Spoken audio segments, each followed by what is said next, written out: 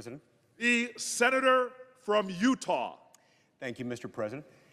This is a little bit like deja vu all over again. Here we are dealing with another piece of legislation. Now, it's an important piece of legislation.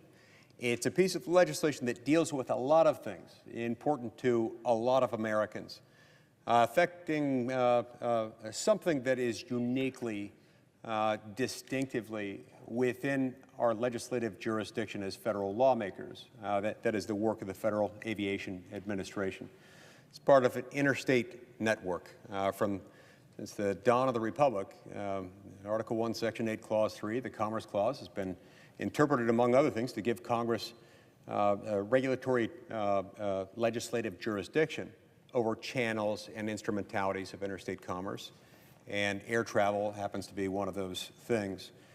So this important FAA reauthorization bill that has a lot of provisions in it, some of which I like, some of which I'm not wild about, was processed by the Senate Commerce Committee. The Commerce Committee, the chair and especially the ranking member, did yeoman's work in incorporating into the base text amendments from a wide array of members, and I've appreciated the hard work that they have put into it. It is important to remember that no matter how hard a committee chair and ranking member work, as certainly the ranking member, my friend and colleague, the distinguished senator from Texas, have done in this case, on this bill, it still doesn't obviate or supplant the need for a robust consideration of amendments to be offered on the Senate floor. Because remember, any one Senate committee, including the Commerce Committee, contains at most, a few dozen members of this body. A couple of dozen is about all. And there are, of course, 100 of us. Every one of us hold an election certificate. And one of the most fundamental rules in the Constitution, a rule that by directive of the Constitution itself can't be changed, is the principle of equal representation among the states in the Senate. So to give life and vitality to that, it's absolutely imperative that individual senators be given the opportunity to have meaningful input into legislation, whether they sit on the Committee of Jurisdiction or not. To that end, Mr. President, throughout the nearly 2.5 centuries of the existence of this body, the United States Senate, our rules have given pretty broad deference to individual members and given certain prerogatives to each and every senator, no matter how junior or how senior, whether each member is with the minority party or with the majority party. And the whole basis of traditions in the Senate built into our rules with things like the filibuster, like the cloture standard, they're all designed to allow members to engage in robust debate. You can't really have meaningful debate and meaningful input from every member of this body who wants to participate unless you have something of an open amendment process on the floor. Now, this was always the norm in the history of the Senate. It was even when I arrived here and was sworn into office at the beginning of 2011. The presiding officer, of course, joined us not too long after that, and thus commenced the golden era of the United States Senate with the arrival of the current presiding officer. But when we arrived here in the Senate, there were still real, live, significant vestiges of the way the place had always operated. Namely, when we had a significant bill, especially a significant must-pass legislative vehicle like the FAA Reauthorization Bill we're considering now. It was still normal, still to be expected, that an individual senator could come down to the Senate floor, call up his or her amendment, and make that amendment pending. Once an amendment is made pending, then the Senate has an obligation eventually to dispose of that amendment, either by passing it, or voting on it and declining to pass it, or tabling it, or something like that. There are not many options, but it had to be disposed of once it was made pending. We've gotten into a bad pattern since then, and unfortunately both political parties have played a role in this, but we've had an increased prevalence of a situation in which the majority leader will come to the Senate floor, file cloture on the bill to bring debate to a close, and set that process for bringing debate to a close in motion, and fill the tree. Fill the tree. Filling the amendment tree is what that refers to. That's a fancy Senate terminology that just means the majority leader has some tricks at his disposal to make it nearly impossible to get amendments made pending by individual rank and file members.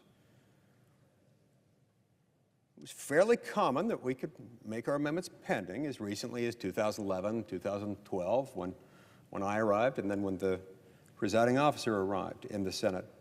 It's almost unheard of now, because filing cloture and filling the tree have become almost automatic, almost reflexive. They're almost self-perpetuating. And it's relentless, to the point that many members who have joined us since then haven't ever even really experienced the Senate the way that is more properly expected to function, where individual members have to beg and plead, go on bended knee to the political leaders of both parties in the Senate, asking, please, please, may I have a chance to do this? And without the acquiescence of the majority leader, the only way you can get your amendment pending in many circumstances involves coming to the floor and asking unanimous consent to make it pending. That consent is too routinely denied now, very often by the majority party, typically by the majority party, sometimes not. And what that results in is really a truncation and abbreviation, short-circuiting of the legislative process as it's always functioned here, as it was designed to function in the Senate rules, as I imagine it to have been envisioned by the Founding Fathers. And as a result, look, there are 100 members of this body, and they should all have the opportunity to fight publicly for their constituents, to make improvements to the bill, to take away things they consider harmful, to add things that have not been included that they think should be included. This bill has not been amended on the Senate floor. That's why I opposed cloture moments ago. And like I say, there are some things in this bill that I really like. There are other things that I don't like. But the biggest single reason to oppose cloture on the bill is that I don't know how you can, in good conscience, vote to bring debate to a close when the debate has effectively not happened, at least not on the Senate floor. And I don't believe debate can happen meaningfully, effectively, on an amendable vehicle like this one, where there's been no opportunity to amend. The bill hasn't been amended on the Senate floor. The Senate shouldn't simply agree to rubber stamp the so-called Four Corners Agreement. Four Corners Agreement, that term can refer to several different things. Very often it means that it's been blessed, depending on the nature of the bill, very often it's been blessed by the law firm of Schumer, McConnell, Johnson, and Jeffries. Or perhaps the law firm of Schumer, McConnell, Johnson, and Jeffries, accompanied by the chair and ranking member of the appropriate legislative committee or committees. But we're not a rubber stamp for one or more committees or for the firm. We are each elected by the voters in our respective states, should stand accountable to them. And in order to do our jobs, we've got to stand here and be willing to debate. If you don't want to fight fires, for heaven's sakes, don't become a firefighter. And if you don't want to cast votes, including lots of votes on amendments to legislation, even where you don't feel like taking the vote, even where you'd rather be kicking back, drinking a root beer or something, you'd be really doing your constituents a disservice if you subjugated your own desires, your own desire for bliss and for inaction, and you preferred those over your duty to your constituents who elected you. So we're not here to celebrate somebody's birthday. We're not here to rubber stamp what the committees do or what the law firm suggests. We are here to legislate. We're not really legislators. We are a gigantic rubber stamp to the extent that we ourselves don't have the opportunity to vote for amendments. And so that's why I call upon all senators within the sound of my voice Whether you're a Democrat or a Republican or something else, a liberal or a conservative, whether you've been here a few years or for a really long time, it doesn't matter. You should want your job that you worked really hard to get elected to. You should want to be able to do your job. I want to be clear. There are a lot of the amendments that have been prominently featured and touted in connection with this bill. Amendments, sponsors of which have really aggressively argued for. A lot of those amendments are not amendments that I support. In fact, a number of them are things that I strongly oppose and would really hope would not pass. Some of them I'd support, others I wouldn't. But notwithstanding the fact that some of them really are awful, call me old-fashioned, Mr. President, but I think that's our job, is to take votes, to try to make legislation better and to offer improvements to it, and that means amendments. Look, I understand, in the House of Representatives, things operate a little bit differently. You've got 435 people over there. It's a lot harder to have that. This is why we've always bragged about our status as the world's greatest deliberative legislative body. On paper, we are. Historically, we certainly have been. Today, we are not. And we're kidding ourselves. We're delusional if we want and expect the American people to believe otherwise, because we're not that. But here's the good news, Mr. President. We still are that entity on paper. We still are that entity as it's envisioned, as it's created, as it's established and outlined by the Constitution. We still are that entity with our own rules, our own precedents, and our own customs. But alas, the best rules, the best constitutional provisions will amount to dead letter if we ourselves refuse to exercise our own rights and our prerogatives. The muscle of legislative procedure begins to atrophy with non-use, especially deliberate, willful, chronic non-use, always ultimately to the benefit of the firm, to the benefit of a small handful of senators, and to the exclusion, to the effective disenfranchisement of everyone else. Most importantly, those who elected us to do a job that we're neglecting, that we're outsourcing to third parties, sometimes third parties in the executive branch of government, sometimes it's individual senators within our own ranks, within our own body, our own party leaders within our respective legislative chambers. Mr. President, here's my closing plea. I hope and I humbly ask my senators, and I have great affection for the presiding officer and consider him a dear friend. And even though he and I don't agree on every political issue, we have different positions on everything from the consumption of meat to whether I waited too long to shave my head.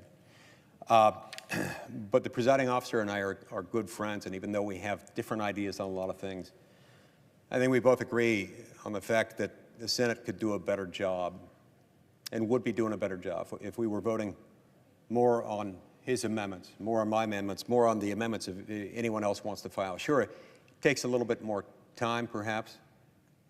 Sure, it requires a little bit of effort, but that way we're doing our job. And not everything we want will always pass. And yeah, that way the law firm of Schumer, McConnell, Johnson, and Jeffries wouldn't be able to control as much as it does.